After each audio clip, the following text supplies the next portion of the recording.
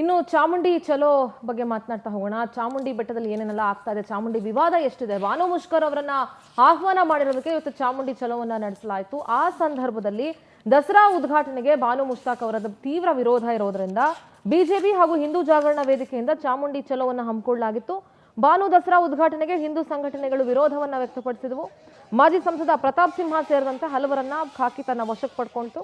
ಭುವನೇಶ್ವರಿಗೆ ಅವಮಾನ ಮಾಡಿದ್ದಕ್ಕೆ ಕ್ಷಮೆ ಕೇಳೋದಕ್ಕೆ ಆಗ್ರಹಿಸಿದರು. ಅರಿಶಿನ ಕುಂಕುಮ ಹಚ್ಚಿದ ಭುವನೇಶ್ವರಿಯನ್ನ ಒಪ್ಪದವರು ಚಾಮುಂಡಿಯನ್ನ ಒಪ್ತಾರಾ? ಭಾನು ಮುಷ್ತಾಕ್ ಸ್ಪಷ್ಟನೆ ಕೊಡ್ಲಿ ಅಂತ ಪ್ರತಾಪ್ ಸಿಂಹ ಅವರು ಒತ್ತಾಯವನ್ನ ಮಾಡಿದ್ರು. ನಡೀತಾ ಇರುವಂತದ್ದು ತಾಲಿಬಾನಿ ಸರ್ಕಾರ, ಹಾಗಾಗಿಯೇ ಪಾಕಿಸ್ತಾನ ಪರ ಈ ತರ ಘಟನೆಗಳು ಸಂಭವಿಸ್ತಾ ಇದ್ದಾವೆ. ಸಿದ್ದರಾಮಯ್ಯ ಅವರಂತಹ ತಾಲಿಬಾನಿ ಮನಸ್ಥಿತಿ ಇರುವಂತಹ ವ್ಯಕ್ತಿ ಈ ರಾಜ್ಯದ ಮುಖ್ಯಮಂತ್ರಿ ಸ್ಥಾನದಿಂದ ಹೊರಗವರೆಗೂ ಕೂಡ ಇದೇ ಪರಿಸ್ಥಿತಿ ಮುಂದುವರಿತಾ ಇರ್ತದೆ. ಅಂದ್ರೆ ನೀವು ಹೇಳಿದ್ರೆ ತಾಲಿಬಾನಿ ಸರ್ಕಾರ ಬಂತು ಅಂತಾನೆ. ತಾಲಿಬಾನಿ ಸರ್ಕಾರ ಬಂದಿರೋದ್ರಿಂದಲೇ ಹುಬ್ಬಳ್ಳಿ ಯುಎಪಿಎ ಪ್ರಕರಣಗಳನ್ನು ವಾಪಸ್ ತೆಗೆದುಕೊಂಡಿರೋದು, ಡಿಜೆ ಹಳ್ಳಿ ಕೆಜೆಹಳ್ಳಿ ಪ್ರಕರಣಗಳನ್ನು ವಾಪಸ್ ತೆಗೆದುಕೊಂಡಿರುವಂತದ್ದು, ವಕ್ಫ್ ಮುಖಾಂತರವಾಗಿ ನಮ್ಮ ಹಿಂದೂಗಳ ಭೂಮಿ ಕಬಳಿಸಲಿಕ್ಕೆ ಕೊಟ್ಟಿರುವಂತದ್ದು, ಹೀಗೆ ಒಂದೊಂದು ಘಟನೆಗಳು ಸಂಭವಿಸ್ತಾ ಇದ್ದಾವೆ. ಶಾಂತಿಯುತವಾಗಿ ನಡಿಬೇಕಾಗಿ ಶಾಂತಿಯುತವಾಗಿದ್ದಂತ ಮಂಡ್ಯದಲ್ಲಿ ಕೆರಗೋಡು ಇನ್ಸಿಡೆಂಟ್ ಆಯಿತು, ಮದ್ದೂರು ಇನ್ಸಿಡೆಂಟ್ ಆಗಿದೆ, ಈಗಿಂದ ಮೊದಲು ನಾಗಮಂಗಲದಲ್ಲಿ ಇನ್ಸಿಡೆಂಟ್ ಆಯಿತು. ಎಲ್ಲಾ ಕಡೆ ಶಾಂತಿಯ ಪ್ರತಿಪಾದಕರು ಅಂತ ಹೇಳ್ಕೊಂಡು ಬಂದಿರೋರು ಕಲ್ಪಿಸೋಳ ನೇತೃತ್ವದಲ್ಲಿ ನಡೀತಾ ಇರುವಂತದ್ದು ತಾಲಿಬಾನಿ ಸರ್ಕಾರ, ಹಾಗಾಗಿಯೇ ಪಾಕಿಸ್ತಾನ ಪರ ಈ ತರ ಘಟನೆಗಳು ಸಂಭವಿಸ್ತಾ ಇದೆ. ಎಸ್ ಸರ್, ಈಗ ಆಲ್ರೆಡಿ ದಸರಾ ಉದ್ಘಾಟನೆಗೆ ಭಾನು ಮುಷ್ತಾಕ್ ಅವರಿಗೆ ಅಧಿಕೃತವಾಗಿ ಆಹ್ವಾನವನ್ನ ಕೂಡ ಮೈಸೂರಿನ ಜಿಲ್ಲಾಡಳಿತ ಕೊಟ್ಟಿದೆ. ಪ್ರತಾಪ್ ಸಿಂಹ ಅವರು ಹೈಕೋರ್ಟ್ ಮೆಟ್ಲು ಕೂಡ ಹತ್ತಿದ್ದಾರೆ ಈಗ ಈ ವಿಚಾರದಲ್ಲಿ. ಇನ್ನು ಇದು ಬಹಳ ತೀವ್ರಗೊಳ್ತಾನೆ ಹೋಗ್ತಾ ಇದೆ, ಅವರಿಂದ ಉದ್ಘಾಟನೆ ಆಗಬಾರ್ದು. ಎಸ್, ಭುವನೇಶ್ವರಿ ತಾಯಿ ಮತ್ತು ಅರಿಶಿನ ಕುಂಕುಮವನ್ನು ಒಪ್ಪದೇ ಇರೋರು ಚಾಮುಂಡಿ ತಾಯಿಯನ್ನ ಹೇಗೆ ಒಪ್ತಾರೆ? ಒಪ್ಪದೇ ಇರೋಂಥ ಮನಸ್ಥಿತಿಯಲ್ಲಿ ಅವ್ರು ಹೇಗೆ ಬಂದು ದಸರಾ ಉದ್ಘಾಟನೆ ಮಾಡೋದಕ್ಕೆ ಸಾಧ್ಯ ಅನ್ನೋದು ಇಲ್ಲಿ ಒಂದು ಪಾಯಿಂಟ್ನಿಂದ ಒಪ್ಪಲೇಬೇಕಾಗತ್ತೆ ಈ ಒಂದು ಇದನ್ನ. ಆದರೆ ಈಗ ಅವ್ರು ಬರ್ತೀವಿ ಅಂತ ಹೇಳಿಲ್ಲ, ಸರ್ಕಾರಕ್ಕೆ ಗಮನ ಇರಬೇಕಾಗಿತ್ತು.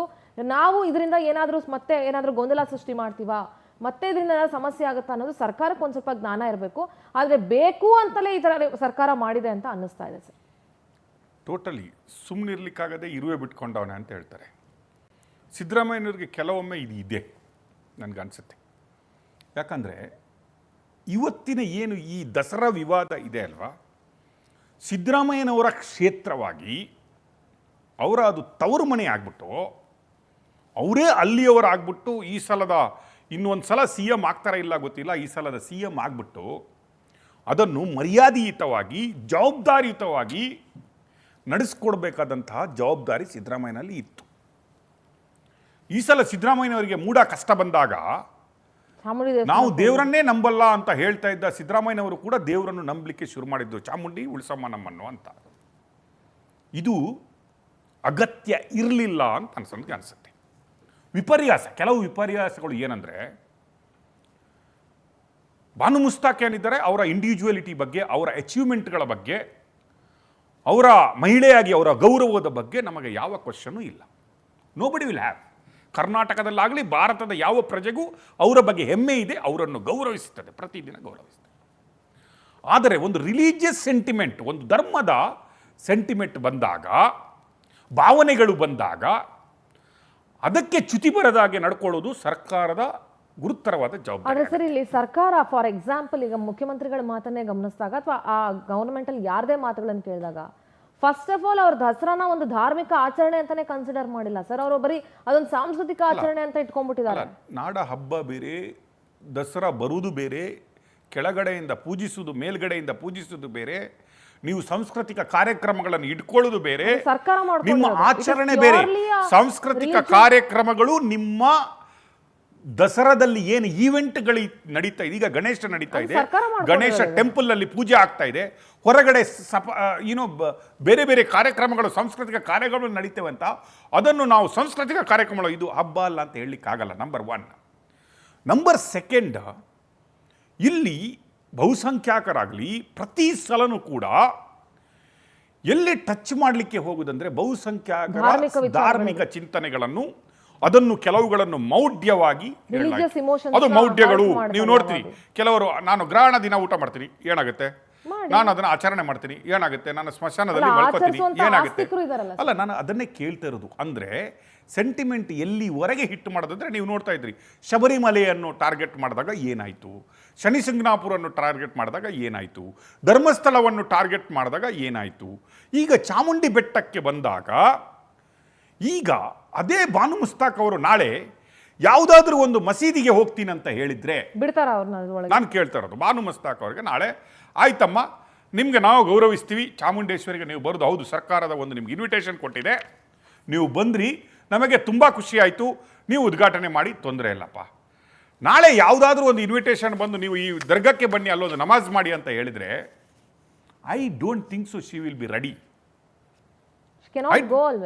ಯಾವ ಧರ್ಮದಲ್ಲಿ ಒಂದು ಮಹಿಳೆಗೆ ಅವರ ಪೂಜ್ಯ ಪ್ರಾರ್ಥನಾ ಕೇಂದ್ರಗಳಿಗೇನೆ ಎಂಟ್ರಿ ಕೊಡದಂತಹ ರೆಸ್ಟ್ರಿಕ್ಷನ್ ಇರುವಾಗ ಈಗ ನಮ್ಮ ಬಹುಸಂಖ್ಯಾತರು ಆಯ್ತಮ್ಮ ನಾವು ನಿಮ್ಮನ್ನು ವೆಲ್ಕಮ್ ಮಾಡ್ತೀವಿ, ನೀವು ನಮ್ಮ ಅತಿಥಿ ಬನ್ನಿ, ತೊಂದರೆ ಇಲ್ಲ, ಬಟ್ ನೀವು ನಮ್ಮಲ್ಲಿಗೆ ಬರಬೇಕಾದರೆ ನಮ್ಮ ಆಚಾರ ವಿಚಾರಗಳನ್ನಿದೆ, ನೀವು ನಮ್ಮ ಧರ್ಮವನ್ನು ನಂಬ್ತೀರಿ, ನಮ್ಮ ಧರ್ಮದ ಮೂರ್ತಿ ಪೂಜೆಯನ್ನು ನೀವು ಗೌರವಿಸ್ತೀರಿ, ನಮ್ಮ ಧರ್ಮದ ಆಚಾರ ವಿಚಾರಗಳನ್ನು ನೀವು ಬೆಂಬಲಿಸ್ತೀರಿ, ಅದು ಒಂದು ದಿನದ ಮಟ್ಟಿಗಾದರೂ ನಾನು ಪಾಲಿಸ್ತೀನಿ ಅನ್ನುವ ಗೌರವ ಇದ್ದರೆ ನೀವು ಬನ್ನಿ ಅಂತ ಹೇಳುದ್ರಲ್ಲೂ ತಪ್ಪಿಲ್ಲ. ನೀವು ಈಗ ನಮ್ಮ ಮನೆಗೆ ನಾವೊಬ್ಬರನ್ನು ಹಿಂದೂಗಳ ವಿಚಾರಕ್ಕೆ ನಾನು ನಿಮ್ಗೆ ಅದನ್ನೇ ಹೇಳ್ತಾರೆ, ನಾನು ನೋಡಿ ಅದೇ ವಿಪರ್ಯಾಸ ಅಂತ ನಿಮ್ಗೆ ಹೇಳ್ತಾ ಇದ್ದೀನಿ. ಇಡೀ ದೇಶ ದಸರಾವನ್ನ ನವರಾತ್ರಿಯನ್ನ ಇಡೀ ದೇಶದಲ್ಲಿ ಸೆಲೆಬ್ರೇಟ್. ನಾನು ಎರಡು ರೀತಿಯ ನಿಮಗೆ ಒಂದು ಇದರಲ್ಲಿ ಹೇಳ್ಕೊಡ್ತೀನಿ. ಒಂದು ಇಂಡಿಯಾದ ಕರ್ನಾಟಕದ ಎಲ್ಲ ಹಿಂದೂ ದೇವಾಲಯಗಳು ಎಲ್ಲಿ ನಾವು ದೇವರ ನಂಬಿಟ್ಟು ಕಾಣಿಕೆ ಹಾಕಿ ಡಬ್ಬಿಗೆ ಬರ್ತೀವಿ, ಮುಜರಾಯಿ ಇಲಾಖೆ ಅದನ್ನು ಮುಜರಾಯಿ ಇಲಾಖೆಗಳನ್ನಾಗಿ ಮಾಡಿ ಅಲ್ಲಿಂದ ಬೇರೆ ಕಡೆ ಅಲ್ಲಿಂದ ಎಲ್ಲೆಲ್ಲಿಗೋ ಅನುದಾನಗಳನ್ನು ಕೊಡಲಾಯಿತು. ಅಂದ್ರೆ ಇದು ಹಿಂದೂ ಧರ್ಮಕ್ಕೆ ಅಥವಾ ಹಿಂದೂ ದೇವಾಲಯಗಳಿಗೆ ಮಾಡುವಂತ ಉಪಕಾರ. ನೆಕ್ಸ್ಟ್ ನೋಡಿ, ನಾನು ಕೇಳ್ತೀನಿ ಕೇಳಿ, ಇನ್ನೊಂದು ಹೇಳ್ತೀನಿ ಕೇಳಿ. ವಕ್ಫ್ ಬೋರ್ಡ್ ಬಂದಾಗ ಆಸ್ತಿಗಳನ್ನು, ರೈತರ ಆಸ್ತಿಗಳನ್ನು ತೆಗೆದು ರಿಕನ್ಸಿಲೇಷನ್ ಮಾಡಿಬಿಟ್ಟು RTCಗೆ ಸೇರಿಸಿ ಕೊಡ್ತೀರಿ ನೀವು. ಇಲ್ಲಿ ಭಕ್ತರು ಹಾಕಿದ ಡಬ್ಬಿ ಕಾಸು ನಿಮ್ಮ ಗವರ್ಮೆಂಟ್ದಲ್ಲ, ನಂಬಿಕೆಯಿಂದ ಹರಕೆ ಹತ್ಕೊಂಡಾದ ಕಾಸು ಯಾರೋ ತಿಂದು ಬಿಡ್ತಾರೆ, ಅದು ಗೌರ್ಮೆಂಟಿನ ಆಸ್ತಿ ಆಗಬೇಕು, ಅದನ್ನು ತಗೊಂಡು ಬಂದು ಎಲ್ರಿಗೆ ನಾವು ಆ ಭಾಗ್ಯ, ಶಾದಿ ಭಾಗ್ಯ, ಬೆಡ್ ಭಾಗ್ಯ ಕೊಡಬೇಕಂತ ತಂದ್ವಿ. ಇನ್ನೊಂದು ಕಡೆ ನೀವು ಯಾವಾಗಲೂ ರೈತರು ದುಡಿತಾ ಇದ್ದಂಥ ಆಸ್ತಿಗಳನ್ನು, ರೈತರು ಬೆವರು ಸುರಿಸಿ ಇಟ್ಕೊಂಡಂಥ ಆಸ್ತಿಗಳನ್ನು ಒಮ್ಮೆಲೆ ರಾತ್ರಿ RTC ಚೇಂಜ್ ಮಾಡ್ತೀರಿ. ಇದು ಇಲ್ಲಿ ಒಂದು ಪ್ರಶ್ನೆ ಸರ್. ಎಸ್, ದೇವಸ್ಥಾನಗಳನ್ನ ಮುಜರಾಯಿ ಇಲಾಖೆಗೆ ವಶಪಡಿಸ್ಕೊಳ್ಳುವಾಗ ಅಥವಾ ಮುಜರಾಯಿ ಇಲಾಖೆ ಒಳಗಡೆ ದೇವಸ್ಥಾನ ಬರುತ್ತೆ ಅಂತ ಅಂದಾಗ, ದೇವಸ್ಥಾನ ಇಸ್ ಧಾರ್ಮಿಕ ಶ್ರದ್ಧಾ ಕೇಂದ್ರ ಅಂತ ಆದಾಗ, ದರ್ಗಾ ಆಗ್ಲಿ ಮಸೀದಿ ಆಗ್ಲಿ ಅವು ಕೂಡ ಧಾರ್ಮಿಕ ಕೇಂದ್ರಗಳೇ, ಒಂದು ಅನ್ಯ ಧರ್ಮದ ಧಾರ್ಮಿಕ ಕೇಂದ್ರ. ಅದನ್ನು ಯಾಕೆ ಇವರು ಮುಜರಾಯಿ ಕೆಳಗಡೆ ಸೇರಿಸ್ಕೊಳ್ಬಾರ್ದು? ಅದನ್ನು ಸೇರಿಸ್ಕೋಬಹುದಲ್ಲ? ನಾನು ಅದೇ ರೀತಿಯ ಈ ಬಗೆಯ ನೀತಿಗಳು ಎಲ್ಲಿವರೆಗೂ ನಾನು ಹೇಳ್ತೀನಲ್ಲ, ನಾನು ಸ್ಟಾರ್ಟ್ ಮಾಡಿದ್ದೇನು, ಸುಮ್ಮನಿರ್ಲಾರದೆ ಇರುವೆ ಬಿಟ್ಕೊಂಡ ಅಂತ. ಸಿದ್ದರಾಮಯ್ಯನವರು ಇದನ್ನೇ ಮಾಡಿರೋದು, ಬೇರೆ ಯಾರು ಸಿಕ್ಕೇ ಇಲ್ವಾ? ಆಯ್ತಪ್ಪ, ಬಾನು ಮುಸ್ತಾಕ್ ಅವರಿಗೆ ನಿಮಗೆ ಬಾನು ಮುಸ್ತಾಕ್ ಅವರಿಗೆ ನಿಮಗೆ ಮರ್ಯಾದೆ ಕೊಡಬೇಕು, ಹೌದು ನಮಗೂ ಕೊಡಬೇಕು, ಅವರನ್ನು ಗುರುತಿಸಬೇಕು, ಹೌದು ನಮಗೂ ಗುರುತಿಸಬೇಕು. ಅವರಿಗೆ ಕರ್ನಾಟಕ ರತ್ನ ಪ್ರಶಸ್ತಿ ಕೊಡ್ಬೋದಿತ್ತಲ್ಲಪ್ಪ ನೀವು. ಇಲ್ಲ ಸರ್, ದಸರಾ ಸಾಂಸ್ಕೃತಿಕ ಕಾರ್ಯಕ್ರಮ ಉದ್ಘಾಟನೆ ಮಾಡಿ ಬೇಡಪ್ಪ, ಅವ್ರಿಗೆ ಅದೆಲ್ಲ ಚಿಕ್ಕದು, ಅವ್ರು ತುಂಬಾ ದೊಡ್ಡವರು, ಗುರುತಿಸ್ಬೇಕು ಅವರನ್ನು. ಒಂದು ಮಹಿಳೆ ಅಂತಹ ಒಂದು ಪ್ರಶಸ್ತಿ ತಗೊಂಡು ಬಂದವ್ರೆ, ಏನೊಂದು 100-200 ಬುಕ್ ಬರೆದವ್ರೆ, ಈಗ ಒಂದು ಪ್ರಶಸ್ತಿ ಬಂದಿದೆ, ಅವರನ್ನು ಗುರುತಿಸಬೇಕು. ಎಸ್, ಗುರುತಿಸಿ ಕರ್ನಾಟಕ ರತ್ನ ಕೊಡ್ಬೋದಿತ್ತು. ದೀಪಾ ಬಸ್ತಿ ಅವ್ರನ್ನು ಕರಿಬೋದಿತ್ತಲ್ಲ. Very simple. ಲೈಮ್ ಲೈಟ್ ಅಲ್ಲಿ ಬರಬೇಕು, ಯಾವುದಾದ್ರೂ ಒಂದು ಇಶ್ಯೂ ಕ್ರಿಯೇಟ್ ಆಗಬೇಕು, ನಾವು ಇವ್ರ ಕಡೆ ಅಂತ ಗುರುತಿಸ್ಕೊಳ್ಬೇಕು ಅಷ್ಟೇ, ಬೇರೆ ಏನಿಲ್ಲ. ಒಳ್ಳೇದಾಗಬೇಕು, ದಸರಾ ಆಗಬೇಕು, ಏನಿಲ್ಲ. ನೋಡಿ, ಒಂದು ಕಡೆ ಪಾಕಿಸ್ತಾನ್ ಕಿ ಜೈ, ಇನ್ನೊಂದು ಕಡೆ ಚಾಮುಂಡೇಶ್ವರಿ ಚಲೋ, ಮೂರನೇ ಕಡೆ ಮಂಡ್ಯ ಹುಟ್ಟಬೇಕು. ನೀವು ಅರ್ಥ ಮಾಡ್ಕೊಳ್ಳಿ, ಎಲ್ಲಿಗೆ ನಾವು ಹೋಗ್ತಾ ಇದ್ವಿ, ಏನು ಮಾಡ್ತಾ ಇದ್ವಿ, what government is thinking, what ಏನಂತ ಥಿಂಕ್ ಮಾಡಿ ಮಾಡ್ತಾ ಇದ್ದೀರಿ ನೀವು, for what it is required. ಇವತ್ತು BJP ಅವರು ಬರ್ತಾರಪ್ಪ, ಏನು ತಪ್ಪಿದೆ, ಹೌದಪ್ಪ ನಾಳೆ ನಮ್ಗೇನಾದರೂ ನೀವು ಎಲ್ಲಿಗಾದರೂ ನಾವು ಕೇಳಿದಲ್ಲಿ ಒಂದು ಎಂಟ್ರಿ ಕೊಡ್ತೀರಪ್ಪ? ಕೊಡಲ್ಲ. ಅದು ನಮ್ಮ ಧಾರ್ಮಿಕ ಶ್ರದ್ಧಾ ಕೇಂದ್ರ ಅಂತ ಹೇಳ್ತಾರೆ. ಹಲವು ಟೆಂಪಲ್ಗಳಿದ್ದಾವೆ, ಅದರಲ್ಲಿ ಅನ್ಯ ಧರ್ಮೀಯರಿಗೆ ಒಳಗೆ ಪ್ರವೇಶ ಇಲ್ಲ ಅಂತ ಹೇಳಿದರೆ ಅಲ್ಲಿ ಇನ್ನೊಬ್ಬ ಧರ್ಮದವನು, ನಂಬಿಕೆ ಇಲ್ಲದವನು, ಆ ಧರ್ಮವನ್ನು ಪಾಲನೆ ಮಾಡದವನು ಹೋಗ್ಲಿಕ್ಕಿಲ್ಲ. ಅದು ದರ್ಗಾ ಆಗಲಿ, ಹಲವು ಟೆಂಪಲ್ಗಳಾಗಲಿ. ನೆನಪಿರಬಹುದು, ಇಂದಿರಾ ಗಾಂಧಿಗೆ ಅವರಿಗೇನು ಬಿಡದಂತಹ ಟೆಂಪಲ್ಗಳು ಇತ್ತು. ಬಟ್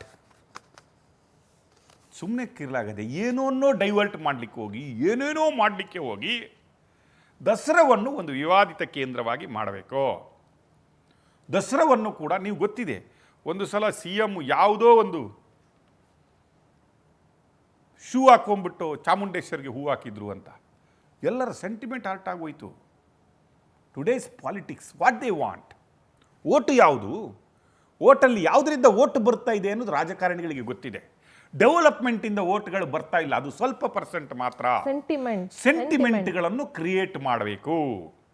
ಸೆಂಟಿಮೆಂಟ್ಗಳನ್ನು ಕ್ರಿಯೇಟ್ ಮಾಡಿದರೆ ಅದು ಓಟ್ ಆಗಿ ಕನ್ವರ್ಷನ್ ಆಗುತ್ತೆ, ಪರಿವರ್ತನೆ ಆಗುತ್ತೆ. ಹಾಗೆ ಇನ್ನೊಮ್ಮೆ ನಾವು ಬರ್ತೀವಿ. ನಿಮಗೆ ಫಾರ್ ಎಕ್ಸಾಂಪಲ್ ಡೆವಲಪ್ಮೆಂಟಲ್ಲಿ ಓಟ್ ಆಗಲ್ಲ ಅಂತ ಹೇಳೋದಕ್ಕೆ ಎಕ್ಸಾಂಪಲ್ಗಳು ಇದ್ದಾವೆ. ನೀವು ನೋಡಿ, SM ಕೃಷ್ಣ ಅವರು ಡೆವಲಪ್ಮೆಂಟ್ಗಳನ್ನು ಮಾಡಿಬಿಟ್ಟು ಓಟಿಗೆ ಹೋದರೆ 65ಕ್ಕೆ ತಂದರು. ವಾಜಪೇಯಿ ಅವರನ್ನು ನೋಡಿ ನೀವು, ಡೆವಲಪ್ಮೆಂಟ್ ಇಂಡಿಯಾ ಶೈನ್ ಅಂತ ಹೇಳ್ಕೊಂಡು ಹೋದರು. ಎಲ್ಲಿ ತಂದ್ರಿತ್ತು ಅಂತ ಗೊತ್ತಾಗಿದೆ. ಅದೇ ಅದರ ನಂತರದ ಎಲೆಕ್ಷನ್ಗಳು ಯಾವಾಗ ಸೆಂಟಿಮೆಂಟ್ಗೆ ತಿರುಗ್ತು, ಆವಾಗ ಸರ್ಕಾರಗಳು ಭದ್ರವಾಗಿ ಬಿಟ್ಟವು.